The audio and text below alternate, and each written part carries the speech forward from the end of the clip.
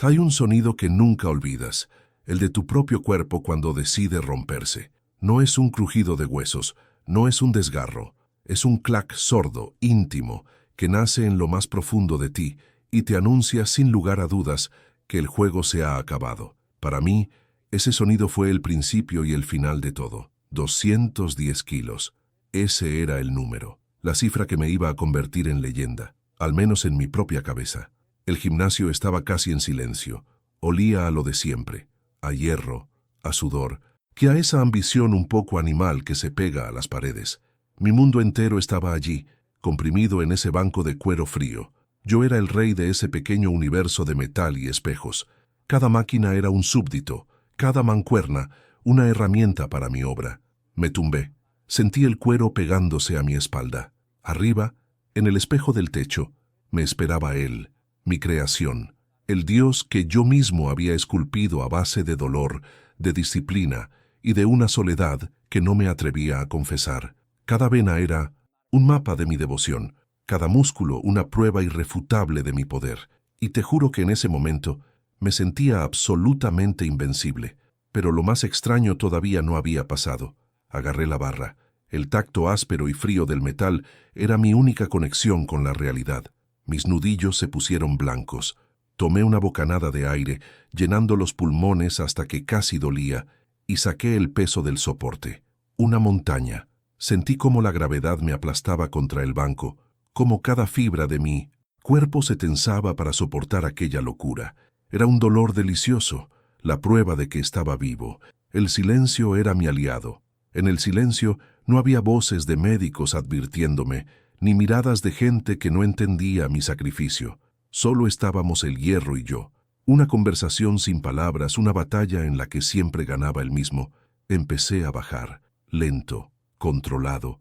El movimiento era perfecto, una danza de poder que había ensayado miles de veces en mi cabeza. El hierro rozó mi pecho. El punto justo, el momento de la verdad. Todo iba según el plan, como siempre. Iba a subir, iba a gritar, y el dios del espejo me iba a sonreír. Y entonces, al empujar, ocurrió ese clac, la descarga eléctrica que me recorrió el pecho y me subió por el cuello. No sé cómo explicarlo, fue como si alguien de repente hubiera cortado los cables que me conectaban a mis propios brazos, como si mi cuerpo se hubiera declarado en huelga.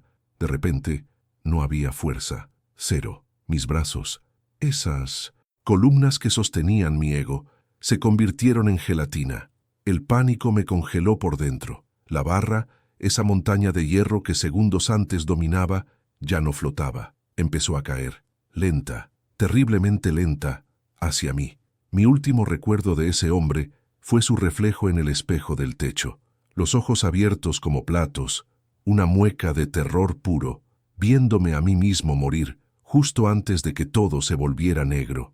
Claro, aquí tienes el bloque 2 de la narrativa, continuando desde el punto anterior. El silencio que quedaba después del golpe del metal era mi verdadero santuario. En ese vacío solo existía yo, o, mejor dicho, el hombre que yo había decidido construir. Porque el chaval que fui, ese flaco con más inseguridades que músculos, había muerto hacía mucho tiempo. Lo enterré bajo capas de proteína y horas de hierro. Mi vida era un ritual, una religión de un solo creyente. Me despertaba cuando el resto del mundo se acostaba. El uniforme de seguridad olía a noche estancada, a pasillos vacíos. Me lo quitaba y era como si me desprendiera de una piel que no era la mía, la de un tipo anónimo, un fantasma que vigila naves industriales. Pero en casa, bajo la luz de la cocina, empezaba la verdadera ceremonia. La báscula de cocina era mi altar. Pesaba cada gramo de pollo, cada grano de arroz, cada hoja de lechuga. Mis tuppers eran la prueba de mi disciplina. Eran mi vida ordenada en compartimentos de plástico. Mientras mis compañeros de trabajo hablaban de sus familias, de fútbol, de problemas con el dinero, yo solo pensaba en mi próxima comida, mi próxima ventana anabólica.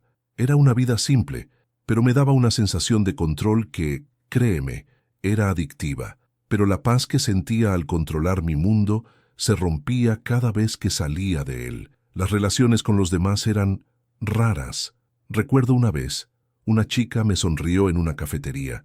Me preguntó a qué me dedicaba. Y yo, sin pensarlo, le solté una charla de 10 minutos sobre la importancia de la fase excéntrica. En el press de banca, vi cómo su mirada se apagaba poco a poco. Se despidió con una excusa y nunca más la volví a ver.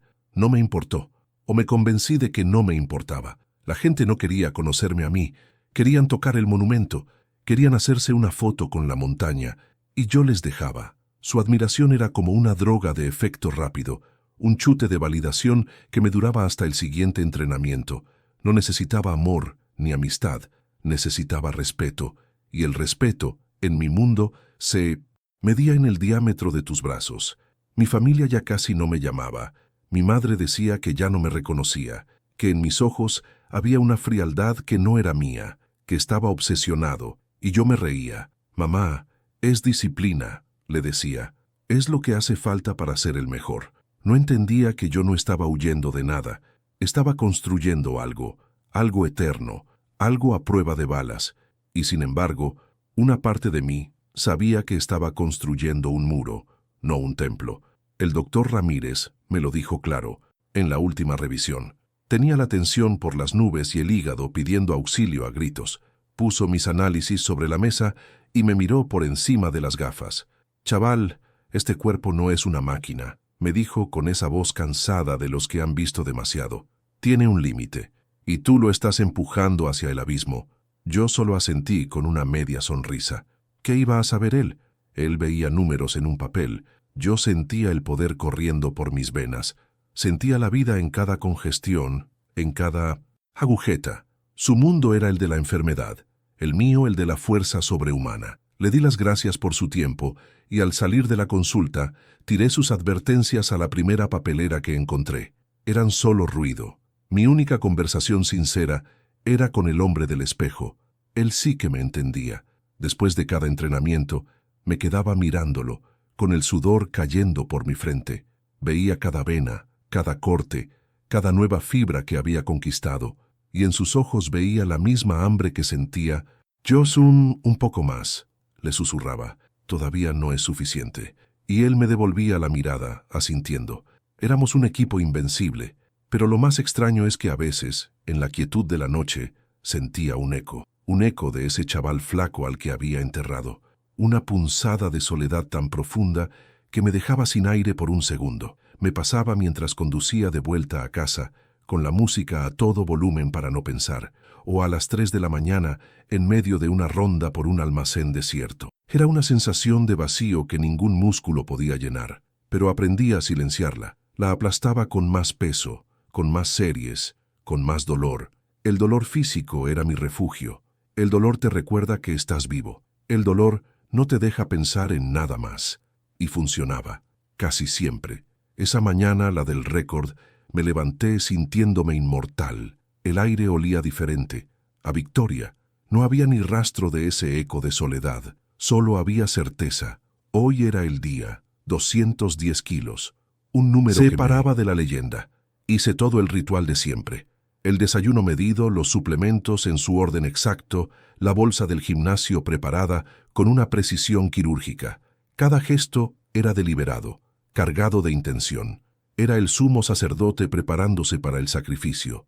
De camino al gimnasio, el sol me daba en la cara. Me sentía en paz, todo por lo que había luchado, cada gota de sudor, cada renuncia, me había traído hasta este preciso instante. Era la culminación de mi obra.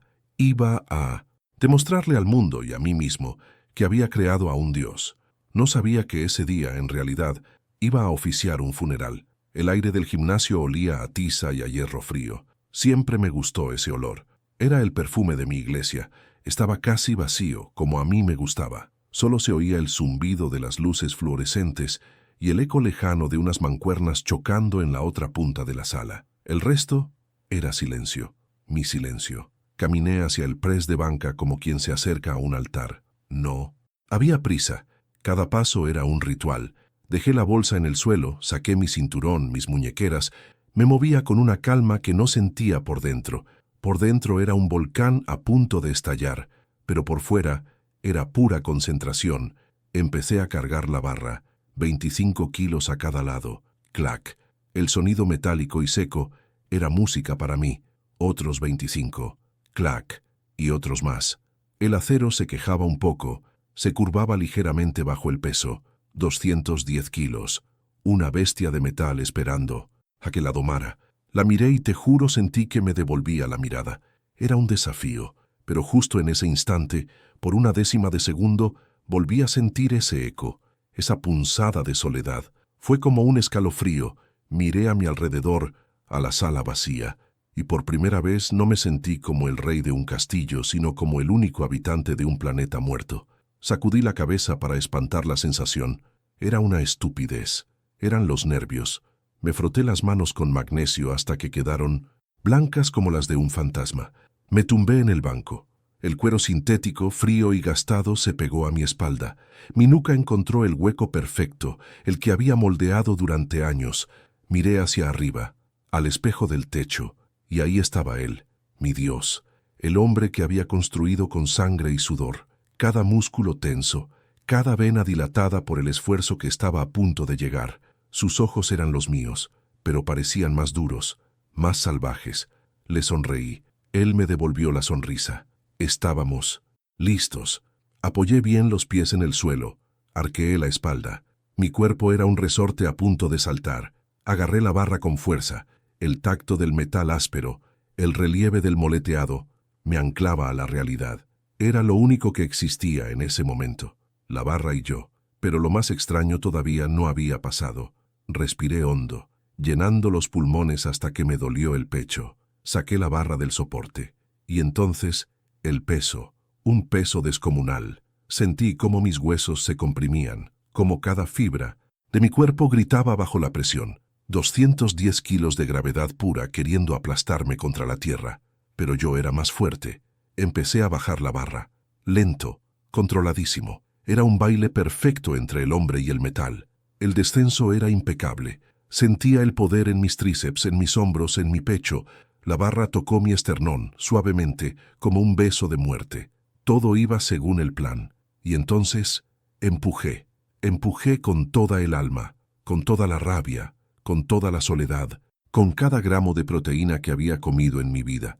La barra empezó a subir. 1 centímetro, 2. La victoria estaba ahí, al alcance de la mano. Podía saborearla. Y fue entonces cuando lo oí, o, mejor dicho, lo sentí. No fue un ruido de fuera, fue un chasquido sordo interno, como si una cuerda de guitarra muy tensa se partiera dentro de mi pecho. Un clac, húmedo y brutal. Y justo después, un dolor que no se puede describir con palabras, un fuego líquido que me subió desde el pectoral izquierdo hasta la garganta, quemándolo todo a su paso. De repente no había fuerza, no había nada. Mis brazos, esos pilares que podían mover montañas, se convirtieron en fideos cocidos.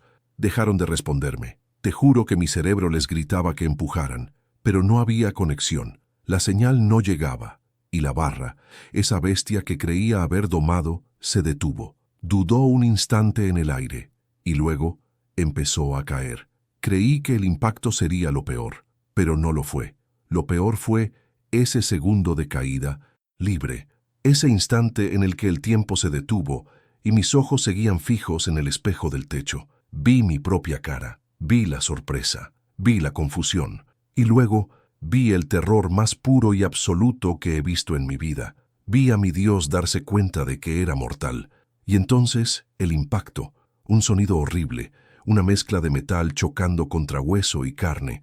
Sentí mis costillas hacerse añicos como si fueran de cristal. El aire se me escapó de los pulmones en un silbido violento y ahogado. Quise gritar, pero no podía. No había aire para formar un sonido. El dolor era una luz blanca y cegadora. Me inundó por completo. Me ahogó. Me disolvió. Lo último que vi fue cómo la luz fluorescente del techo empezaba a parpadear, cada vez más despacio, como una estrella vieja a punto de extinguirse. El eco de las mancuernas lejanas se convirtió en un zumbido grave que lo llenó todo. Luego, el zumbido también se fue, y solo quedó el silencio. Un silencio denso, pesado y oscuro. El silencio absoluto. Y en ese silencio, lo primero que noté fue la ausencia de peso. No el peso de la barra, no. El peso de mi propio cuerpo. Durante años, Cada segundo de mi vida había estado definido por la masa. Sentir el tirón de la gravedad en mis músculos, la densidad de mi propia carne, era mi ancla, mi prueba de que existía, y de repente ya no estaba. Se había ido. No había dolor, no había presión en el pecho, no había ni siquiera oscuridad, porque para que haya oscuridad tiene que haber alguien que la vea, unos ojos que la registren. Y yo no tenía ojos, no tenía cuerpo, era nada, una ausencia, un eco en una habitación vacía. Y te juro que, por un instante que pudo ser una eternidad, eso fue todo, el vacío, la nada absoluta, el final del libro. Pero lo más extraño todavía no había pasado. De repente, como una interferencia en una radio muerta, apareció una idea. No fue un pensamiento con palabras, fue más bien una chispa de conciencia, la sensación de ser, un yo diminuto y desnudo, flotando en la inmensidad de la nada. Y con esa chispa llegó el primer sentimiento, la confusión. ¿Dónde estaba? ¿Qué era yo si no era mi cuerpo? Mi cuerpo, el templo que había construido con tanto sudor y tanta disciplina, el monumento al que le había rezado cada día frente al espejo. De repente, sentí que me lo habían quitado, como si me hubieran arrancado un traje que llevaba tanto tiempo puesto que ya creía que era mi piel, y sin él me sentía increíblemente ligero, frágil, flotaba. No sé cómo explicarlo. No había arriba ni abajo, pero yo tenía la sensación de estar suspendido. Y fue entonces cuando empecé a ver. No con los ojos, insisto. Era más bien como si la escena se proyectara directamente en mi conciencia. Ahí abajo estaba el gimnasio. Los colores parecían apagados como en una fotografía vieja. Todo se movía con una lentitud extraña, casi irreal. Vi a un par de chicos corriendo hacia el banco de press. Vi a la chica de la recepción con el teléfono pegado a la oreja, con la cara descompuesta por el pánico. Y lo vi a él. Vi mi cuerpo. Estaba ahí, aplastado bajo la barra, una masa de carne inmóvil, con los ojos vidriosos fijos en el espejo del techo. Veía la sangre que empezaba a manchar la camiseta. Veía el caos a su alrededor. Pero yo no sentía nada de eso. Estaba lejos, a salvo, como un espectador en la última fila del cine. Y no sentí miedo, ni pena. Sentí una vergüenza fría y profunda que me caló hasta lo más hondo. Vergüenza por ese Dios de carne y hueso que se había derrumbado. Vergüenza por haber dedicado mi vida entera a construir una armadura que al final se había convertido en mi propia jaula y en mi tumba. Todo ese poder, toda esa fuerza, no habían servido para nada. Creía que ese era el juicio, mi propia conciencia torturándome en un bucle eterno. Pero estaba a punto de descubrir lo equivocado que estaba, porque en medio de esa vergüenza heladora, algo cambió. El silencio dejó de ser un vacío y empezó a sentirse lleno, como cuando entras en una catedral antigua y el aire parece más denso, cargado de algo que no puedes ver. El frío de mi arrepentimiento empezó a disiparse, no por un calor que viniera de fuera, sino como si una fuente de calor naciera en mi propio centro. No era una luz. No vi ningún túnel ni escuché coros de ángeles. Fue algo mucho más simple y a la vez infinitamente más profundo. Fue una sensación, la sensación de ser conocido, de ser visto de verdad, más allá del músculo y del ego, y sentí que algo me sostenía. Era como un abrazo sin brazos, un consuelo sin palabras, una presencia que me envolvía por completo, con una aceptación tan absoluta que me rompió por dentro. No había juicio en ella, no había un te lo advertí, solo había una calma infinita, una paz que superaba cualquier cosa que yo hubiera conocido. Era un amor tan puro y tan inmenso que me sentí diminuto, pero a la vez me sentí parte de algo gigantesco. Todo el ruido de mi vida, la obsesión por los kilos, la necesidad de aprobación, el miedo a la debilidad, todo se desvaneció, se volvió insignificante. Y en ese abrazo silencioso, sin que nadie me dijera una sola palabra, lo entendí. Entendí que toda mi vida había estado buscando la fuerza en el lugar equivocado. La verdadera fuerza no era el peso que yo podía empujar hacia arriba, lejos de mí. La verdadera fuerza era aquello que te sostiene cuando te has derrumbado por completo. Era aquello que me estaba sosteniendo a mí en ese preciso instante. No era algo que se pudiera construir con proteína y con hierro. No se podía medir en una báscula.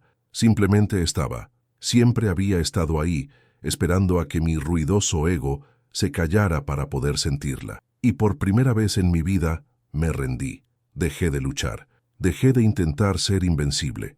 Acepté mi fragilidad, mi pequeñez, y al hacerlo me sentí más fuerte y más completo que nunca. Lloré, pero sin lágrimas, sin cuerpo. Fue un desahogo del alma, una limpieza de todo el veneno que había acumulado durante años. No sé cuánto tiempo estuve así. En ese lugar el tiempo no existía. Pudo ser un segundo o 1.000.000 de años. Solo sé que me sentí en casa. Y entonces, muy a lo lejos, como un susurro en el borde del universo, empecé a oír algo, un sonido nuevo, un pitido, agudo, rítmico, insistente, y con él sentí un tirón, una fuerza lejana que empezaba a llamarme de vuelta. No quería volver, te juro que no quería. Ese tirón era como si un ancla invisible, lanzada desde el mundo de los vivos, se hubiera enganchado en mi alma y tirara de mí con una fuerza bruta, despiadada. Me arrastraba lejos de esa paz, de ese calor, de esa comprensión absoluta. Me arrastraba de vuelta al ruido, al peso, al dolor. El pitido se hizo más y más fuerte, hasta que fue un taladro en mi cabeza. Y entonces, el dolor. No hay palabras para describir ese dolor. Era como si el universo entero se hubiera concentrado en mi pecho y hubiera decidido explotar. 1.000.000 de agujas al rojo vivo, un camión aparcado sobre mis costillas, un fuego que me quemaba desde dentro. Abrí la boca para gritar, pero de ahí no salió nada. Solo un ahogo, luz, demasiada luz, borrosa, blanca, cegadora, voces, lejanas, rotas, superpuestas. Lo tenemos. Despejen. Sentía manos sobre mí, manos urgentes, firmes, algo frío en mi pecho. Y luego, una sacudida eléctrica que me hizo arquear la espalda, un latigazo de energía que pareció reiniciar mi corazón a la fuerza. Y con el latido, volvió el dolor, multiplicado por 1.000. Todo era un caos de sensaciones. El traqueteo de la ambulancia, el olor a antiséptico, una máscara de plástico pegada a mi cara que me forzaba a respirar un aire frío y artificial. Y yo solo quería volver a ese lugar silencioso donde no era un cuerpo roto, donde no era un monumento de carne aplastada, donde por primera vez había sido simplemente yo. Pero lo más extraño todavía no había pasado. Desperté en una habitación blanca. El único sonido era el pitido rítmico de una máquina a mi lado, la misma que me había llamado de vuelta. Ahora era mi compañera constante, la banda sonora de mi nueva vida. Intenté mover un brazo. Nada. Intenté girar la cabeza. Un dolor agudo me paralizó. Mis brazos, esos que levantaban 200 kilos sin pestañear, ahora no podían ni apartar una sábana. Me sentí prisionero dentro de mi propia creación. Los médicos entraban y salían. Hablaban de mí como si yo no estuviera. Múltiples fracturas esternales.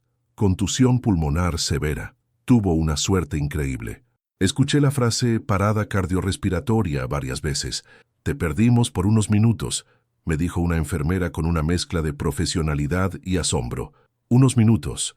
Para mí había sido una eternidad de paz. Para ellos, una carrera contrarreloj. Mi madre vino a verme. Su cara era un mapa de noches sin dormir. Me cogió la mano, o lo que asomaba entre los cables y las vías. No lloraba, pero sus ojos estaban inundados. Vi en ellos el terror que había sentido, y me sentí culpable. Culpable por haberle hecho pasar por eso, por mi estúpida obsesión. Intenté decirle algo, tranquilizarla, pero mi voz era un susurro ronco, irreconocible. Y entonces, un día, apareció un chaval en la puerta. No tendría más de 20 años.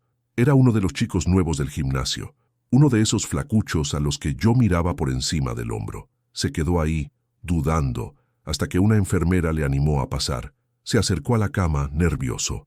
«Tío, yo estaba allí», me dijo. «Fui el primero en verte. Yo solo…» Le miré. Recordaba el pánico en los ojos de mi reflejo, pero nada más. Él siguió hablando como si necesitara soltarlo. Fue horrible. La barra se te cayó encima. Dejaste de respirar. Te juro que no respirabas. Tus ojos estaban blancos. Estabas muerto, tío. Te lo juro por mi vida. Estabas muerto. Su voz se quebró. Para él, había sido un trauma. Para mí, la confirmación de que algo había pasado de verdad. Pero la verdadera prueba estaba por llegar. Le dejé hablar. Me contó cómo gritó pidiendo ayuda, cómo entre él y otro más viejo intentaron levantar la barra sin éxito, cómo alguien llamó a emergencias. Yo escuchaba, asintiendo débilmente, pero en mi cabeza solo había una pregunta que me quemaba por dentro.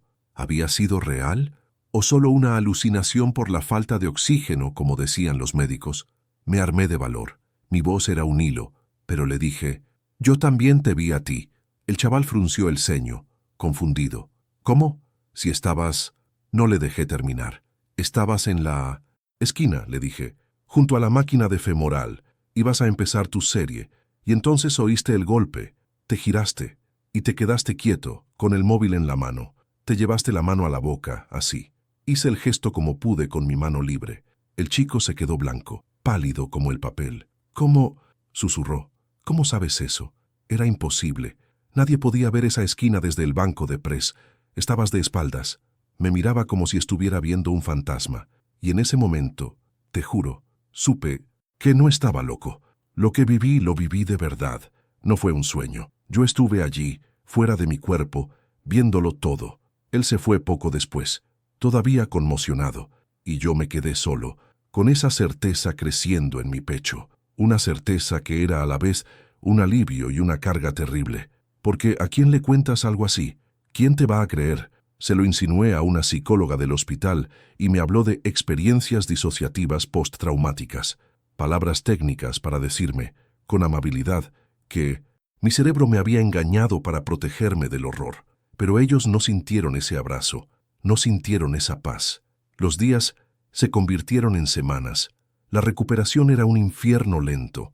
Aprender a respirar de nuevo sin que doliera. Fisioterapia para recuperar la movilidad en mis brazos destrozados. Cada pequeño movimiento era una victoria y un recordatorio de mi nueva fragilidad. El hombre que se creía un dios de hierro ahora necesitaba ayuda para sentarse en la cama. Me miraba en el espejo del baño del hospital. Veía un cuerpo desinflado, lleno de moratones y con una cicatriz brutal que me partía el pecho en dos. Era la ruina del templo que había construido. Pero por primera vez no sentía asco ni rabia. Miraba esa cicatriz y no veía una derrota. Veía el punto exacto por donde la vida había decidido volver a entrar. Ya no luchaba por levantar más peso. Luchaba simplemente por ponerme en pie. Claro, aquí tienes el bloque 6-7 de la narrativa, continuando desde el contexto, proporcionado y siguiendo todas tus reglas y metas. Y así empecé a ponerme en pie, primero con la ayuda de una enfermera, luego apoyándome en las paredes del pasillo del hospital, paso a paso, como un niño que aprende a andar. Cada centímetro era una conquista. El día que me dieron el alta, te juro que el aire de la calle olía distinto. Olía a vida, a la gasolina de los coches, al perfume de una señora que pasó a mi lado, a la tierra húmeda de un alcorque. Olía a todo lo que yo había ignorado durante años. El sol en la cara no era solo calor, era una caricia. Me senté en un banco, a la salida del hospital, y me quedé ahí, no sé, quizá media hora, solo sintiendo el viento, escuchando el murmullo de la gente, viendo a los niños correr. Antes para mí la calle era solo el camino que me llevaba del piso al gimnasio, un trámite. Ahora era el escenario de un milagro del que yo, de alguna manera, formaba parte. Los primeros días en casa fueron extraños. Un silencio denso lo llenaba todo. El teléfono, que antes no paraba de sonar con mensajes de colegas del gimnasio, ahora estaba mudo. Algunos me escribieron al principio, claro, mensajes de «recupérate pronto, tío» y «qué putada lo tuyo». Pero cuando vieron que mi recuperación no iba a ser cosa de semanas, sino de una vida entera, se esfumaron. Mi debilidad les incomodaba. Les recordaba que sus armaduras de músculo también podían romperse. Pero lo más difícil no era acostumbrarse a mi nuevo cuerpo, sino a la nueva mirada de los demás. Mi madre venía a verme cada día. Me traía tuppers de sopa, de guisos, de esas comidas que huelen a hogar. Al principio me frustraba. Yo, que me comía 1 kilo de pollo al día, ahora apenas podía terminar un plato de lentejas. «No te preocupes por las proteínas, hijo», me decía ella como si me leyera el pensamiento. Ahora tienes que alimentar el alma. Y yo, por primera vez, no me reía de sus frases. La escuchaba, me sentaba con ella en el sofá y simplemente estábamos ahí, en silencio. A veces me contaba cosas de su día, tonterías, y yo la escuchaba de verdad.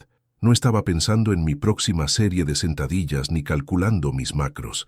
Estaba allí, con ella, y en esos silencios, en esos gestos tan pequeños como pasarme una manta, empecé a sentir una fuerza distinta, una que no se medía en kilos. Los viejos amigos, los del hierro, desaparecieron, y con ellos se fue el ruido, la competición constante, la presión de ser siempre el más grande, el más fuerte. Al principio ese vacío me daba pánico, era como si me hubieran quitado el disfraz y no supiera quién era el que estaba debajo, pero poco a poco empecé a llenarlo con otras cosas, y sin embargo, el silencio que dejaron me trajo un regalo inesperado.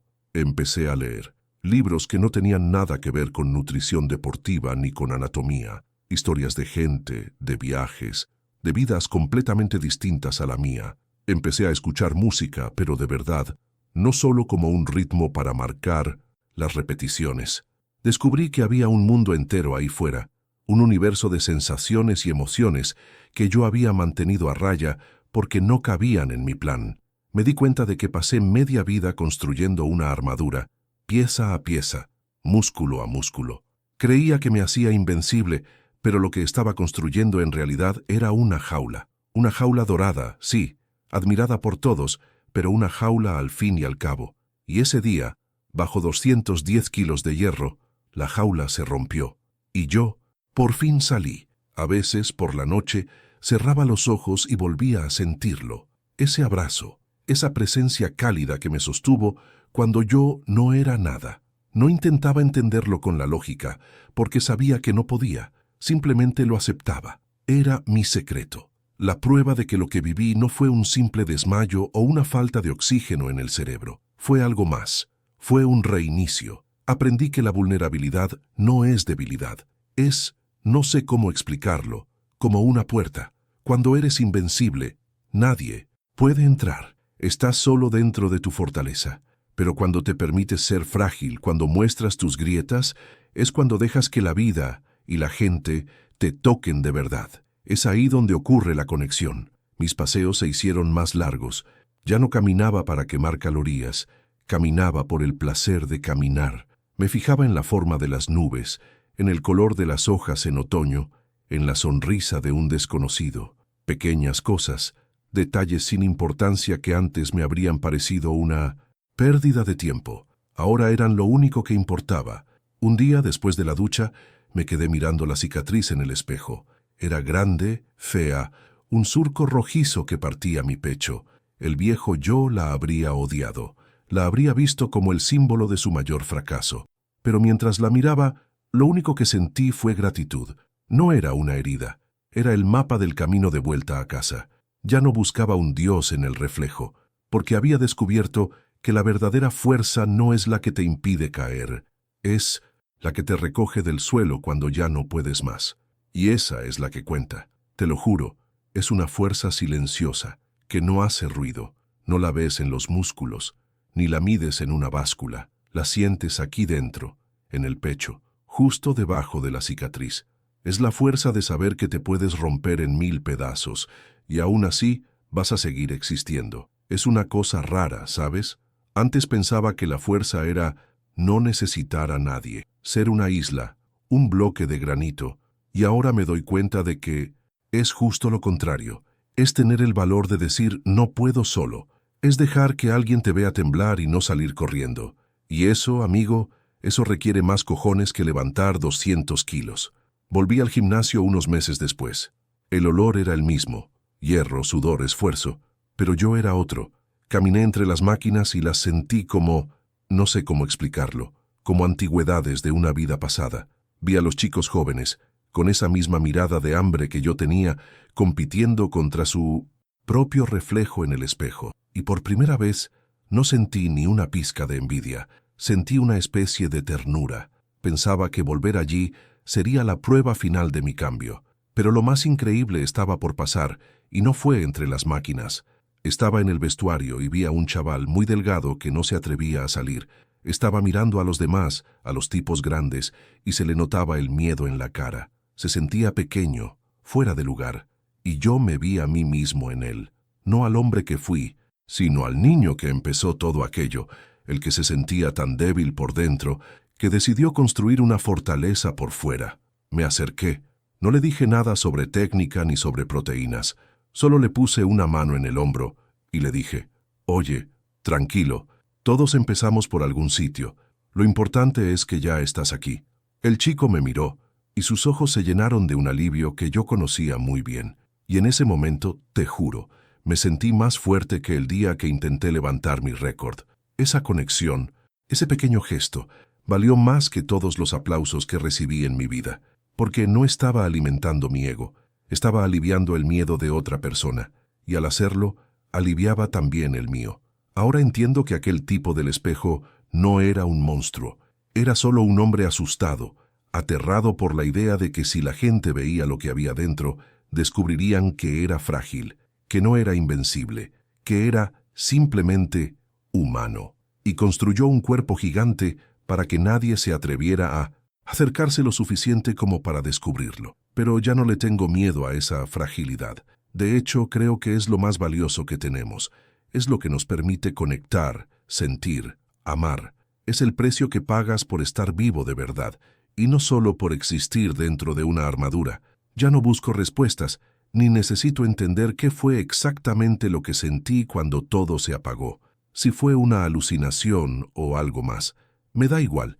Lo único que sé es que me cambió. Me dio una segunda oportunidad, no para volver a levantar más peso, sino para aprender a soltarlo. Aquel dios de hierro que me miraba en el espejo murió en ese banco, y yo soy el hombre que aprendió a vivir sin él.